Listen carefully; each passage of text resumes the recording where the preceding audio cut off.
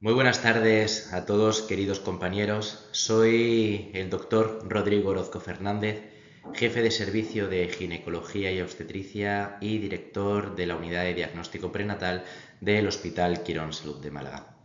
A través del profesor Juan Luis Alcázar he sido invitado, buen amigo vuestro, a participar en vuestras jornadas, en vuestro congreso, y realmente considero un honor el poder estar aquí porque amo profundamente vuestra tierra y considero que el nivel científico y el nivel profesional que tienen allí dentro de nuestro ámbito, que es la ginecología, la obstetricia, en mi caso la medicina materno-fetal además, es altísimo y tremendamente excelente. Por todo ello, considero que mi presencia hoy con vosotros a través de esta grabación pues es realmente importante para mí. Sin más, vamos a proceder a explicar durante los siguientes minutos cómo debe ser tanto el estudio básico como el estudio avanzado del sistema nervioso central en el feto y de la neurosonografía básica.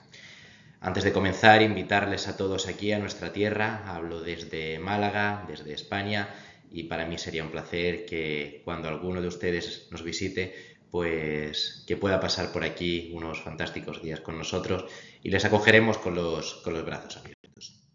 Pues bien, empezamos mostrando unas breves imágenes de lo que es el cráneo de un feto, de un recién nacido, ¿no? Ya término donde podemos ver pues cómo se debe estudiar. Es decir, cuando realmente tenemos ya un bebé con nosotros, ya tenemos nacido, es muy fácil poder hacer el estudio del cerebro, ¿no? A través de las principales suturas, ¿no? Que son muy fácilmente identificables, ya que la osificación del cráneo fetal es un proceso que es lentamente progresivo y que permite una visión óptima con el recién nacido delante de nosotros. Pero no siempre tenemos acceso a esto porque tenemos la obligación de estudiar a este bebé antes del nacimiento para poder ser capaces de detectar anomalías, malformaciones, problemas y saber realmente si está todo en la disposición adecuada o existe algún tipo de problema, ¿no? Con esto. En esta serie de imágenes pues realmente estamos revisando unas estructuras clave que somos capaces de evaluar con las técnicas ecográficas a nivel prenatal de las que disponemos a día de hoy. Vamos a poder ver cómo se realiza la evaluación de fisuras, de núcleos de sistemas ventriculares, de comisuras y de la fosa posterior, que realmente son las estructuras más importantes. Cada una de todas estas estructuras pues, juega un papel esencial en lo que es el desarrollo normal del cerebro fetal y su evaluación es crucial para detectar cualquier posible anomalía. El sistema nervioso central presenta un proceso de maduración que comienza desde el inicio del embarazo, desde etapas tremendamente tempranas y se extiende hasta el periodo postnatal, ¿no? Es decir, más allá del nacimiento del bebé existe una tremenda plasticidad cerebral que permite que incluso en patologías o en malformaciones exista la creación de nuevas conexiones neuronales debido a esta plasticidad y nuevas creaciones de sinapsis entre neuronas y entre células cerebrales. Esto significa que la búsqueda de anomalías no debe de ser única en un momento del embarazo, no debe de realizarse solamente en la ecografía morfológica de semana 20, sino que debe de ser evolutiva, ya que el patrón de normalidad cambia a medida que avanza esta edad gestacional. Todas estas estructuras vamos a poder verlas como hemos hablado anteriormente y vamos a avanzar poco a poco, ¿no? Las cisuras. La formación de las cisuras, como la cisura de Silvio, la cisura central, que son las más conocidas y son las que primeramente aparecen durante el desarrollo del sistema nervioso central del cerebro del bebé, son indicadores del adecuado desarrollo cortical. Por eso su evaluación es tan tremendamente importante. El proceso de operculización, la aparición de las vesículas telencefálicas, son fundamentales para asegurar que el cerebro se esté desarrollando de una forma óptima. Bien, aquí vemos en esta diapositiva pues, imágenes detalladas del proceso de operculización. Podemos observar la cisura de Silvio y las del surco central, ahora vamos a profundizar en ellas, como son referencias clave en la evaluación del desarrollo cortical. Es importante que todas estas estructuras se formen de una manera adecuada, ya que cualquier desviación puede ser indicativa de problemas como la microcefalia, tan conocida sobre todo a raíz de la presencia del virus Zika, o la lisencefalia, un problema de tremenda afectación cortical con repercusiones muy graves para los neonatos y que en ocasiones puede pasar desapercibida si no observamos de una forma óptima la presencia de las cisuras. Pues bien, aquí vemos cómo esta cisura de Silvio ya podemos empezar a detectarla desde semana 18 del embarazo y cómo debe ir cambiando la morfología, ¿no?, a esta letra griega tan bien conocida, y cómo va evolucionando hasta el tercer trimestre. Aquí en esta diapositiva, en este slide, pues hemos puesto cómo se debe de ver en semana 32, que es cuando tradicionalmente realizábamos la ecografía del tercer trimestre. Aunque bien sabemos que esto está cambiando y la ecografía del tercer trimestre a día de hoy se recomienda retrasarla un poco más a semana 36, 37, donde, aunque no nos ocupe en esta charla, pero bueno, sabemos que en estas semanas vamos a tener mayor probabilidad de detección de crecimiento intrauterino restringido o retrasos del crecimiento fetal, que son uno de los principales factores por los que realizamos este estudio en el tercer trimestre del embarazo. Vemos cómo en un cerebro humano, en este estudio de disección de anatomía patológica, podemos identificar la cisura de Silvio y su cisura central, continuada hacia una parte más craneal de una forma óptima. Ajustaremos la cámara para que se vea todo adecuadamente. Podemos identificar también cisura singular, la parieto occipital en una zona más tardía del embarazo y la cisura calcarina en su zona de la fosa posterior. Realmente esta formación de surcos, ¿no?, está relacionada mucho con la neurogénesis y con la migración de células a nivel cerebral, ¿no? Realmente lo que nos muestran y lo que nos van a marcar, aquí vemos claramente en este estudio histológico de esa migración celular, cómo se produce y cómo es lo que permite que la corteza cerebral y del sistema nervioso central realice una maduración para posteriormente realizar esas conexiones cerebrales y poder desarrollar la inteligencia humana.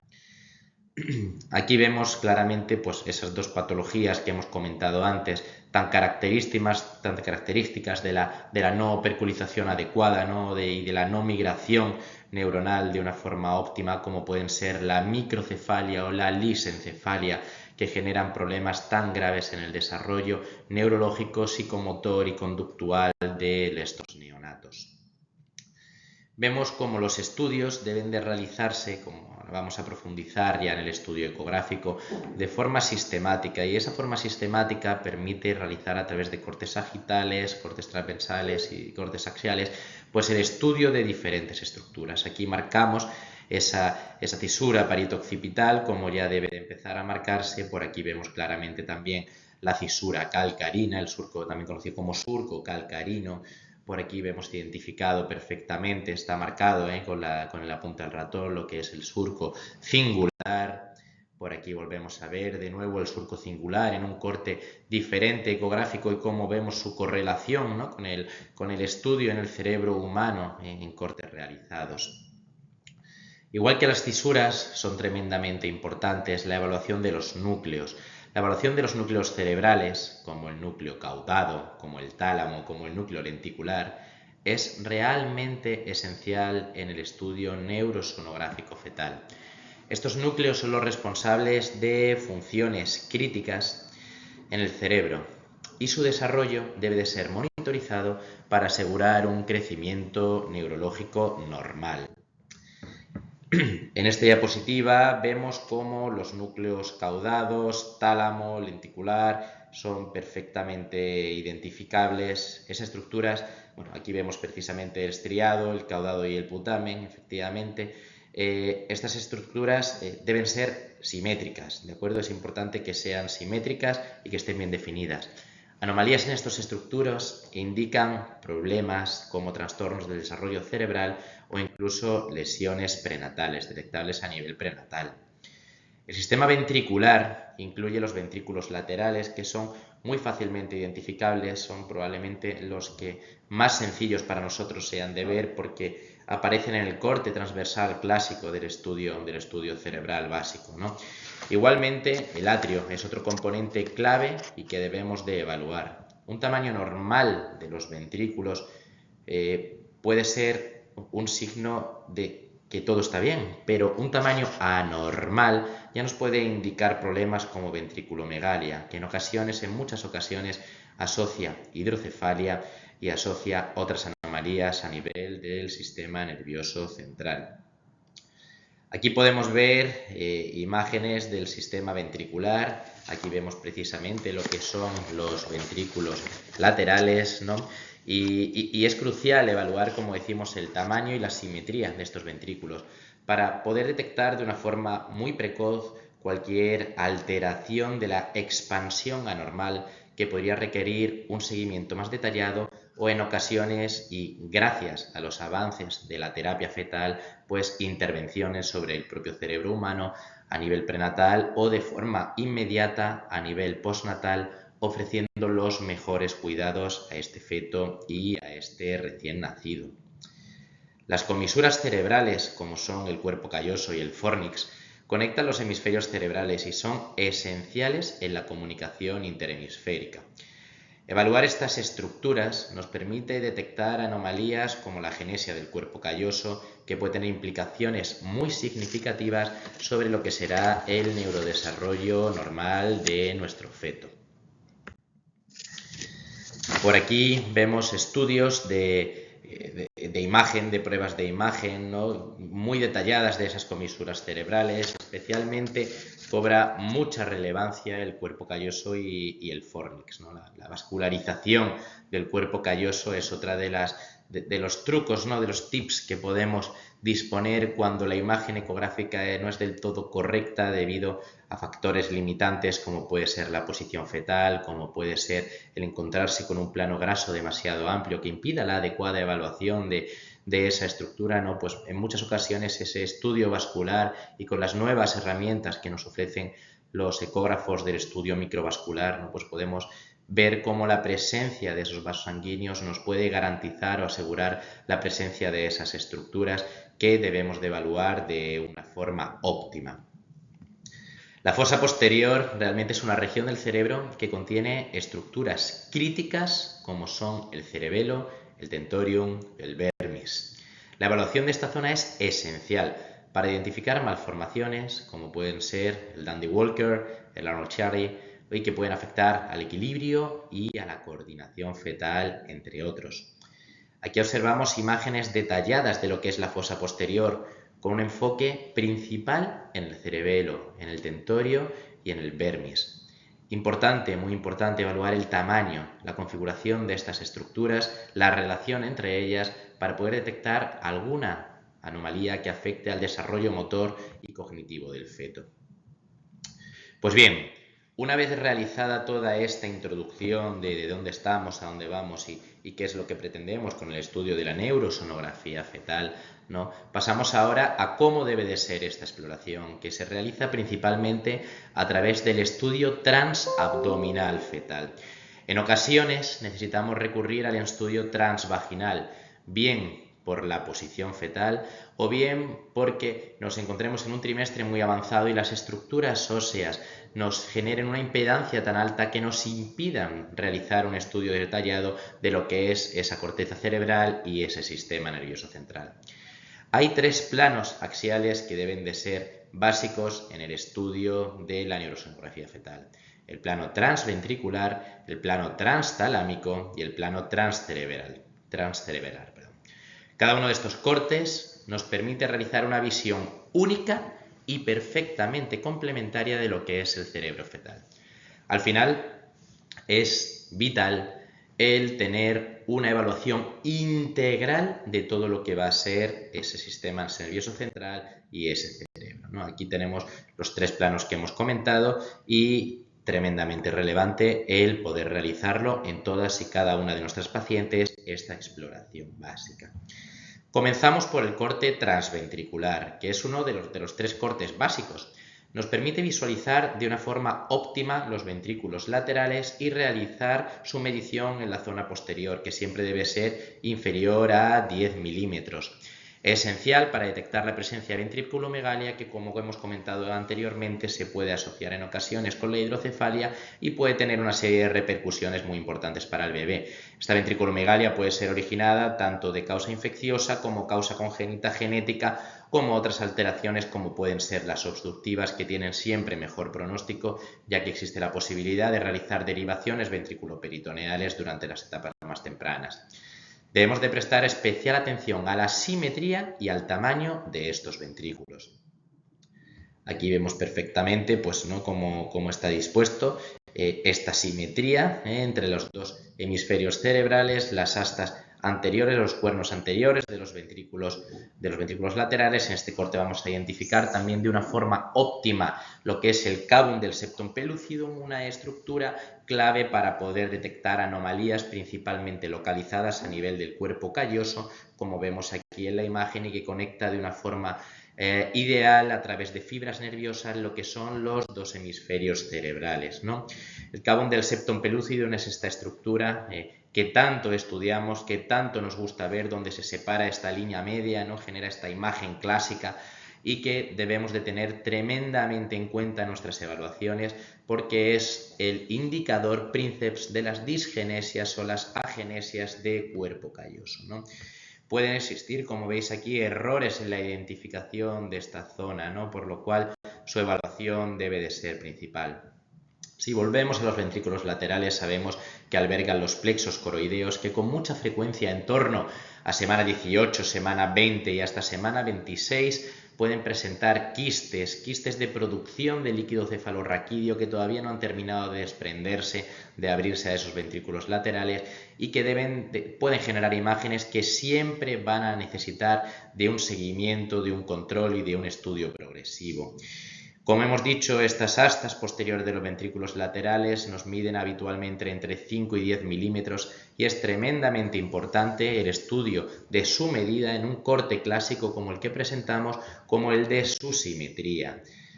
Importante también para realizar esta medición el magnificar la imagen, que ocupe aproximadamente 1/3 del global de la pantalla, entre 1/3 y 2/3, y la medición se realiza siempre con el caliper en la zona más interna del ventrículo, donde nos marca la hiperrefringencia. Dentro del estudio avanzado, lo veremos más tarde, pueden aparecer otras alteraciones como hiperrefringencias puntuales en estos ventrículos que no condicionen ventriculomegalia, que no condicionen asimetría, pero que también nos puedan dar indicaciones significativas de patología como de procesos infecciosos. Vemos aquí más imágenes de cómo debe de ser esta simetría perfecta y que nos va a asegurar que este neonato, este feto, va a tener una evolución satisfactoria, ¿no? Vemos aquí otras imágenes de cómo debe de ser este complejo posterior, ¿no? Aquí en un feto de 24 semanas y su identificación de todas y cada una de sus estructuras.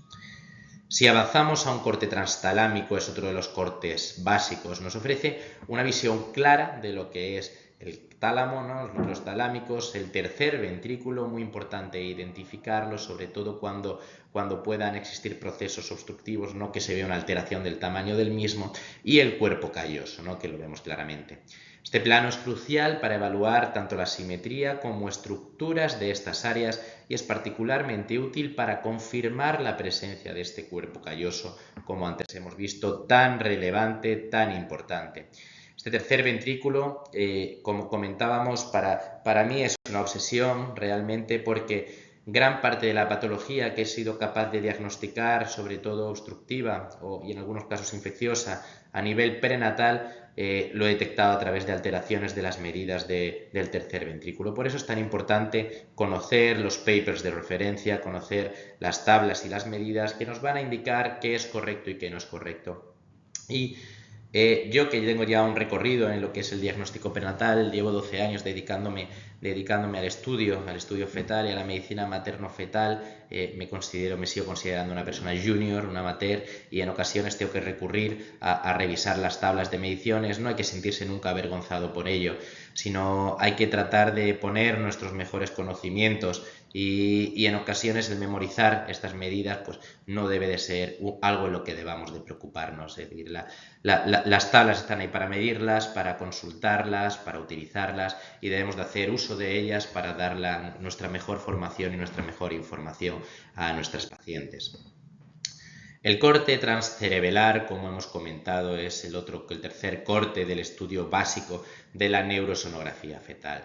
Nos proporciona una vista muy detallada de lo que es el cerebelo, especialmente del vermis y de la fosa posterior. Este corte realmente lo considero vital para detectar anomalías cerebelosas que puedan afectar al desarrollo motor del feto, ¿no? Vamos a ver cómo en él podemos identificar los pedúnculos cerebrales y cerebelosos, podemos identificar también los tálamos, que ya lo hemos visto antes, el cuarto ventrículo, que también en ocasiones lo vamos a ver dilatado en casos infecciosos o en casos obstructivos. Es muy importante realizar la medición cerebelosa para poder identificar alteraciones en el desarrollo, como puede ser la hipoplasia cerebelosa, que tantas y tantas alteraciones nos puede generar en el neurodesarrollo y en la coordinación a nivel fetal. Vamos a identificar también la cisterna magna, que siempre y en todo el embarazo debe de medir menos de 10 milímetros. Podemos identificar también la translucencia nucal en este corte, ¿no? En semana 20 debe de medir menos de 6 milímetros. Vemos aquí cómo debe de presentarse ese vermis de una forma única, de una forma unida, homogénea, sin alteraciones en su desarrollo, y la morfología de este cerebelo, que también debe de ser muy importante para estudiarlo, para evitar el no diagnosticar alteraciones del mismo, como hemos dicho, como puede ser el Dandy Walker u otras alteraciones, ¿no? Como ahí podíamos ver. Pasamos a la exploración avanzada. Disculpen si hablo acelerado, pero no quiero que la charla se le haga demasiado extensa y quería incluir varias slides, sobre todo con iconografía, para que mis palabras puedan verse sustentadas por todas estas imágenes que están ustedes pudiendo revisar, ¿no? En los casos donde la exploración básica sugiere la presencia de anomalías, o cuando el feto presenta factores de riesgo, cosa que vemos pues, con mucha frecuencia en nuestras pacientes, cada vez más en la población, pues se recomienda realizar esta exploración avanzada, ¿no? Esta exploración avanzada incluye la evaluación de planos coronales, planos sagitales, así como el uso de la vía vaginal en combinación con la abdominal, para tener la imagen más completa y detallada posible. Habitualmente pues trata, ¿no?, de unos 20-25 minutos. Hace falta equipos más preparados, que realmente nos van a dar una definición mayor, y bueno, vamos a incluir también, como hemos dicho, la vascularización y el estudio de otras estructuras, ¿no? Aquí vemos cómo deben de ser pues estos planes axiales, planes coronales, planos sagitales, que vamos a desarrollarlos. ¿Cuándo se debe desarrollar un estudio avanzado?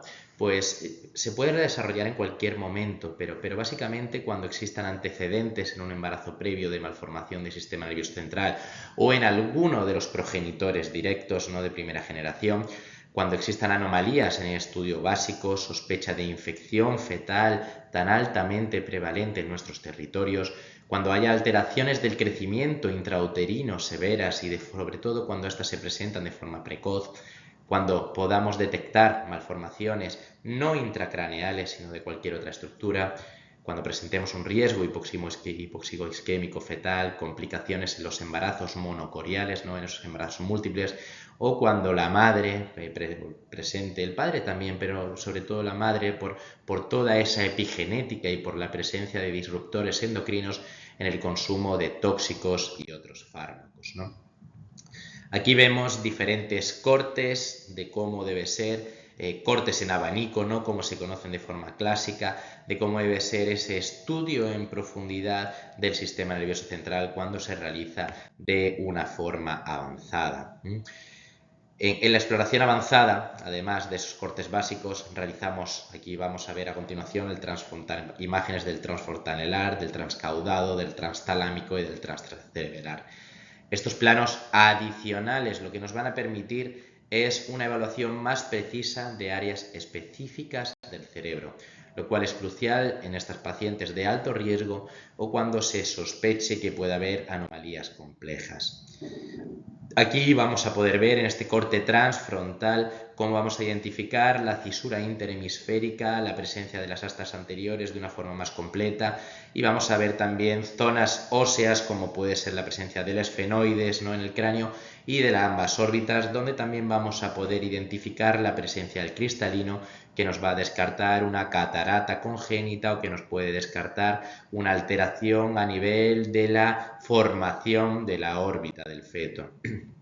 En el corte transcaudado, como vemos aquí, vamos a identificar de una forma óptima el núcleo caudado, vamos a volver a ver el cabum del septum pellucidum en un corte diferente para evitar detectar, o permitir, mejor dicho, detectar alteraciones localizadas a este nivel, y vamos a continuar con el estudio de anterior a posterior de esos ventrículos laterales, continuando viendo estas astas anteriores e identificándolos de una forma óptima tanto en tamaño como en simetría.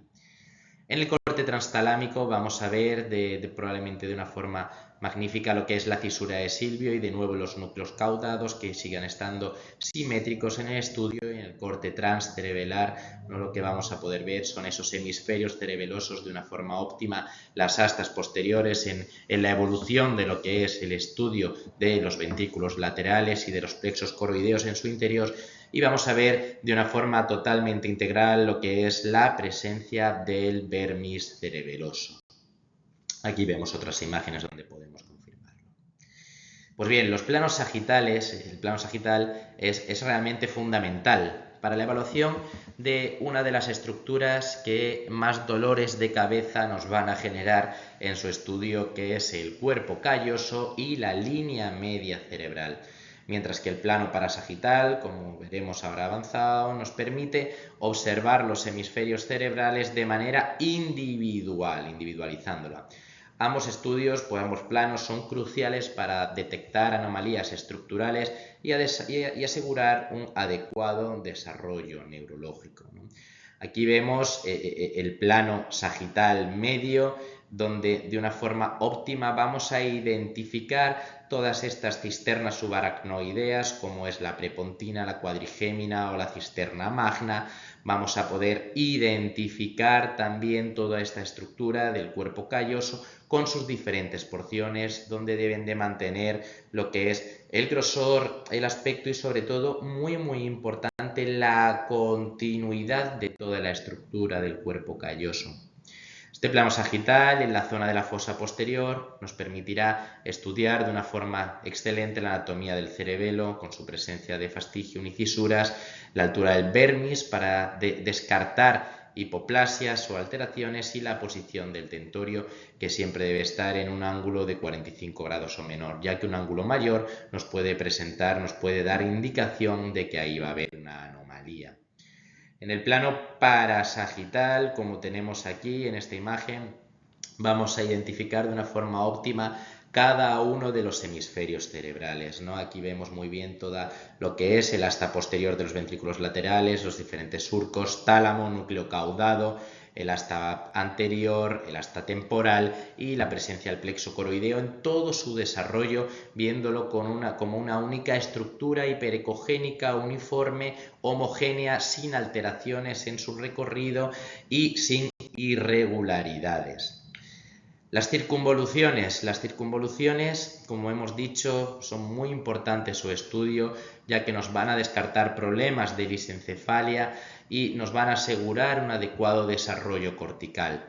Las más importantes son las cisuras primarias, silvio, parieto occipital, calcarina cingulada y el surco convexo en sus 3 porciones, ¿no?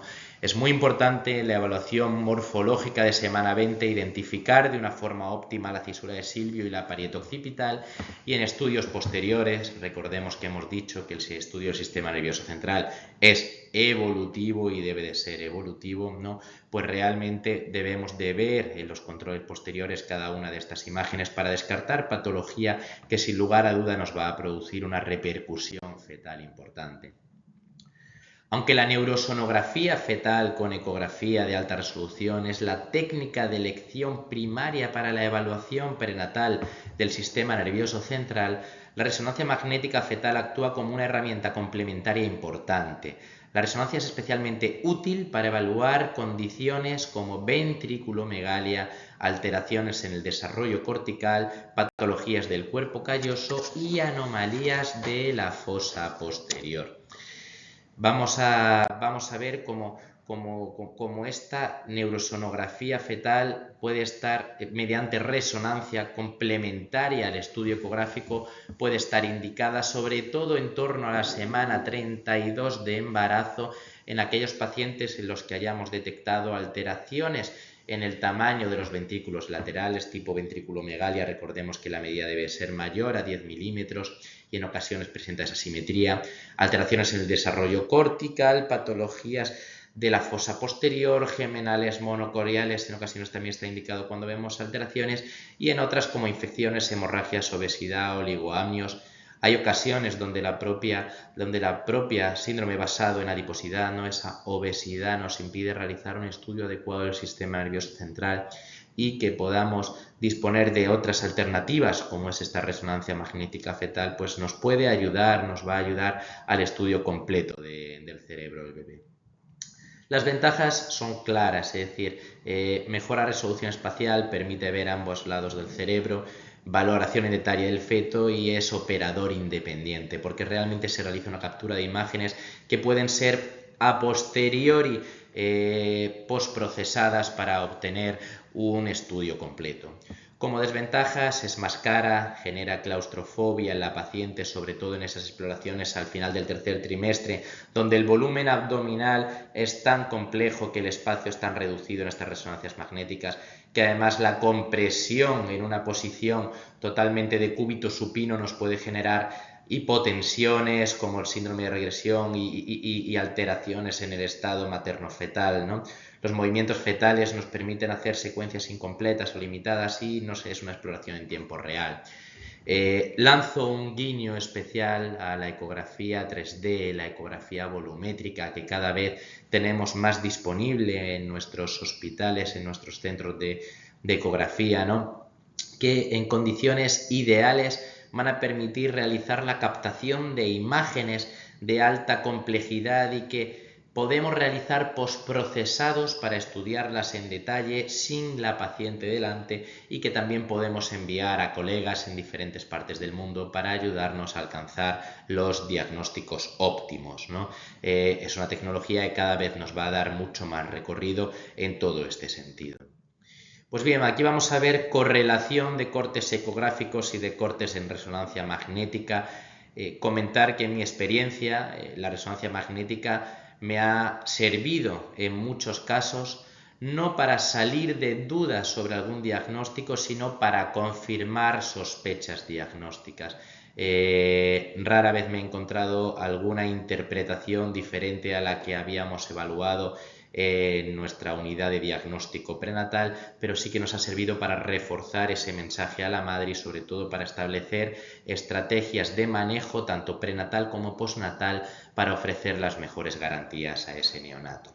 Bien, aquí vemos un corte transventricular en resonancia magnética como en ecografía y vemos cómo podemos identificar de forma óptima las estructuras a estudiar, como son las astas anteriores, el cavum del septum pelúcido, la cisura parietoccipital o el atrio.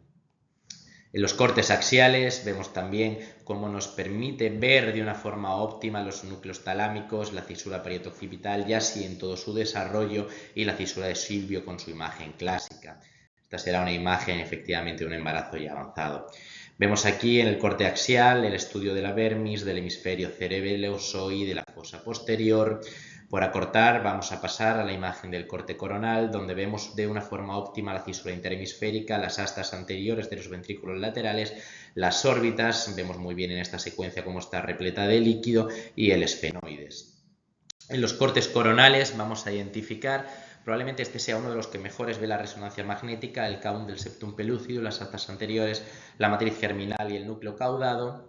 En los cortes coronales veremos la cisura de Silvio en todo su desarrollo, la presencia de cuerpo calloso y el tálamo. En los cortes coronales vamos a ver el hemisferio cerebeloso, los cuernos posteriores y la vermis. En los cortes sagitales, cuerpo calloso, cavum del septum pelúcido, vermis cerebeloso, cuarto ventrículo, la raíz de la hipófisis lo vamos a identificar de una forma óptima y la protuberancia.